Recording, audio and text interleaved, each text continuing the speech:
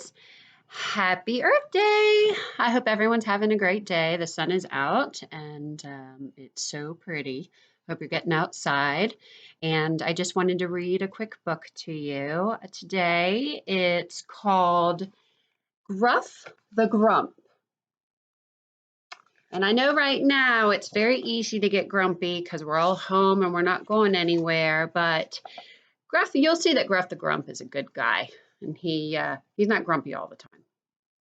Okay, Gruff was a bear, a great big bear, a great big scally, growly, grizzly grump of a bear. He lived all alone in a musty, dusty old cave where nobody ever came to visit.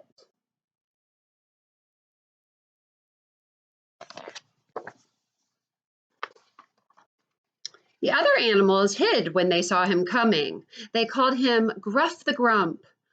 Humph, went Gruff the Grump to show he didn't care. One morning, Gruff the Grump was stomping through the forest when he saw something strange. Wonder what it was.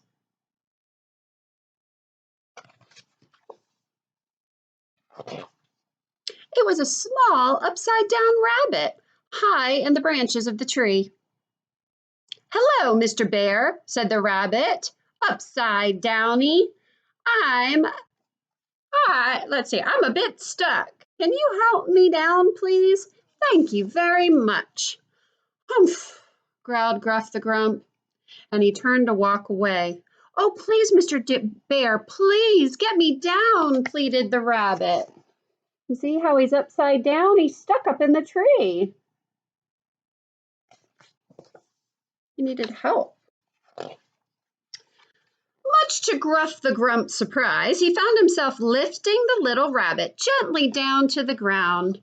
"Thank you, thank you, thank you, Mr. Bear," said the rabbit. "There was a fallen star caught up in the tree, so I had to rescue it. But then I got stuck, and then you had to rescue me. Here," she said with a smile, "you can have it." She carefully put the fallen star in the old bear's huge hairy paw and hopped off home.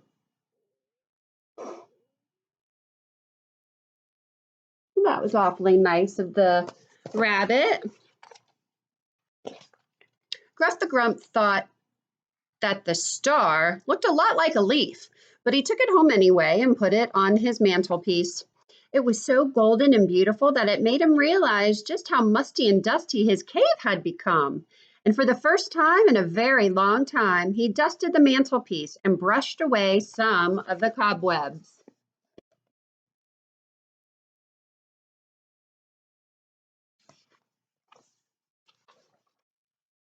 A few days later, Gruff the Grump was fishing in the river when a log floated past. Clinging to the log was a small, soggy rabbit holding an orange, pointy thing. "Hello, Mr. Bear," said the little rabbit, soggily. "Can you help me out of the water, please?" "Thank you very much," went Gruff the Grump. But then he reached over to lift the little rabbit safely onto the water bank.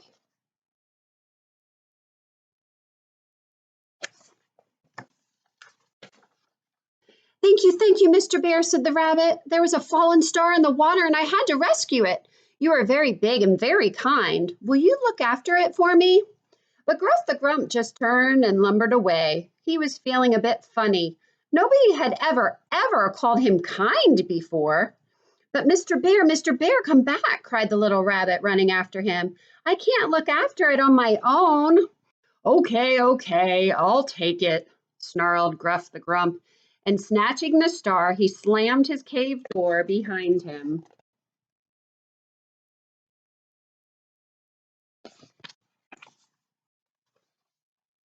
Gruff the Grump put the star on the mantelpiece next to his other star. They looked so clean and colorful that they made him realize just how grim and grimy his cave still was. So for the first time in a very long time, he swept up all the old pine needles from the floor. Now his cave was very clean, but it was bare and empty inside, and suddenly Gruff felt like a bear who was empty inside too. He started to feel sad, And when he finished feeling sad, he started to feel mad. And he was right in the middle of feeling mad when there was a knock on the door. "What is it now?" he shouted. Oh, poor Mr. Gruff. He just can't get his feelings together, can he?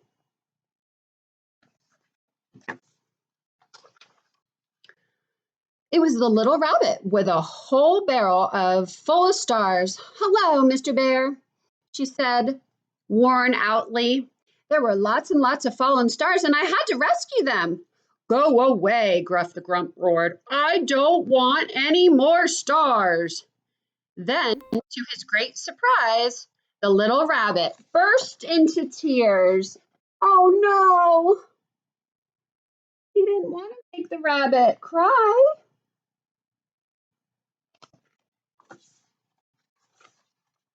Gruff the Grump felt terrible. He wanted the little rabbit to stop crying, but he didn't know what to do. He tried pulling silly faces, but that didn't work. He did a funny dance, but that didn't work. And he sat down next to her and said, "I'm so sorry I shouted at you, little rabbit. I really am a grizzly old grump of a bear." The little rabbit stopped crying and tried a little smile. And for the first time in a very long time, Gruff the bear smiled too.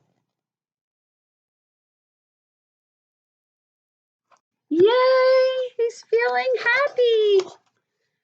Gruff and the little rabbit scattered the stars all around the cave, laughing out loud as they fell like fiery snowflakes all about them. The little rabbit stayed and played with Gruff until nearly bedtime. "I have to go now," she said sadly. "Will you come again soon?" asked Gruff.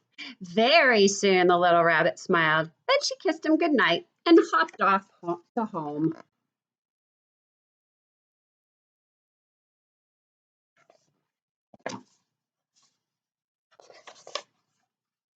Gruff the bear gave a great big yawn and snuggled down to sleep in his warm, starry bed.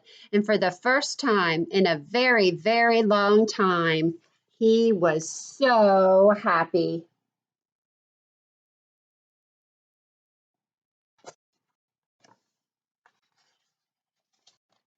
The end. Well, I hope you liked the story. It just kind of goes to show that when you help other people out, it makes you feel happy too. And Gruff isn't a grump anymore, is he? All right, everyone. I love you. Stay safe. And I will see you soon. Okay? Bye.